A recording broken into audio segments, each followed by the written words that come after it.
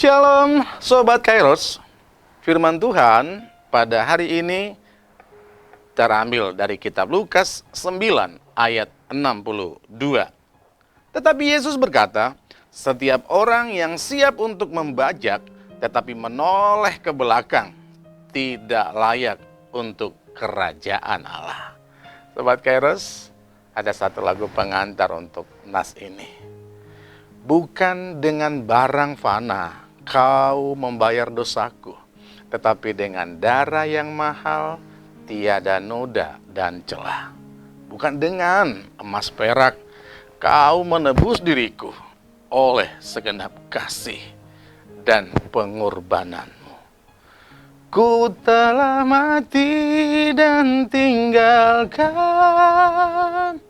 cara hidupku yang lama, semuanya sia-sia dan tak berarti lagi, dan seterusnya. Ini menekankan bagaimana kita untuk meninggalkan habitat lama kita. Sobat Kairos, masih ingat tokoh istri Lot yang malaikat berfirman, jangan pernah melihat ke belakang. Namun apa yang terjadi? Dia melanggar, sehingga dia menjadi tiang garam, simbol keraguan-raguan. Sekali dibilang tidak boleh menoleh ke belakang, tetap tidak boleh. Never and never. Sebelum Yesus mengajar tentang mengikut Dia, dalam Injil Lukas ini mencatat tentang bagaimana Yesus memberitahukan yang kedua tentang penderitaan Tuhan Yesus. Itu artinya dalam keadaan ini Yesus memperkenalkan situasi bagaimana seorang murid yang punya visi misi ke depan. Bagaimana murid-murid itu dibekali dengan satu komitmen yang kuat, bagaimana mengikut Yesus itu tidak menoleh ke belakang.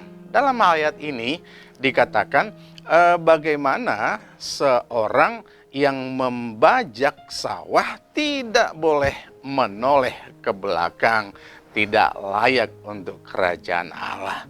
Ini sebenarnya berkesinambungan dengan seorang pembajak, tapi yang mau ditekankan di sini tidak menginginkan orang tersebut selalu melihat masa lalunya. Bagaimana mengikut Yesus? Pure melihat ke depan, tidak menoleh ke belakang. Habitat lama harus ditinggalkan. Sobat Kairos yang dikasihi Tuhan, bagaimana kita melihat ini suatu warning bagi kita sebagai peringatan kalau kita ingin maju tanpa melihat kegagalan-kegagalan masa lalu. Masa depan lebih indah, masa depan lebih kece, masa depan lebih baik. Itu yang harus kita genggam. Rick Warren dalam bukunya Hidup yang Dikendalikan oleh Kristus, terjemahan aslinya The Purpose Driven Life.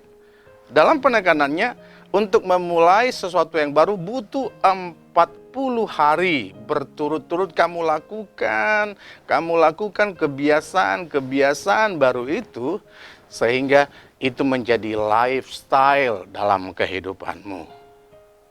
Menjadi pengikut Kristus yang memiliki habitat lama memang tidak gampang. Butuh pengorbanan, butuh keseriusan, butuh tahan uji.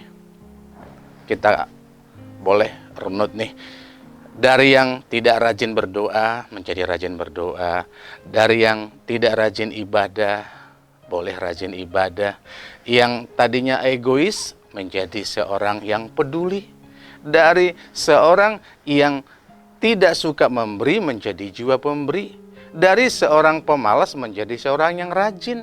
Dari seorang peminum alkohol jadi peminum minuman sehat. Dari seorang perokok tidak menjadi perokok lagi. Dan masih banyak lagi yang boleh kita tunjukkan menjadi be agents of change. Menjadi agen perubahan untuk lingkungan, untuk keluarga, gereja, dan masyarakat. Jangan bermimpi bisa merubah dunia, tapi diri kita sendiri tidak boleh kita rubah. Hidup ini adalah proses. Proses. Bagaimana proses kepompong menjadi seekor kupu-kupu, seekor butterfly. Habitat seekor kepompong berbeda dengan habitat seekor kupu-kupu. Dan bagaimana ini kita terjemahkan, renungan ini mengingatkan kita menjadi pengikut Yesus.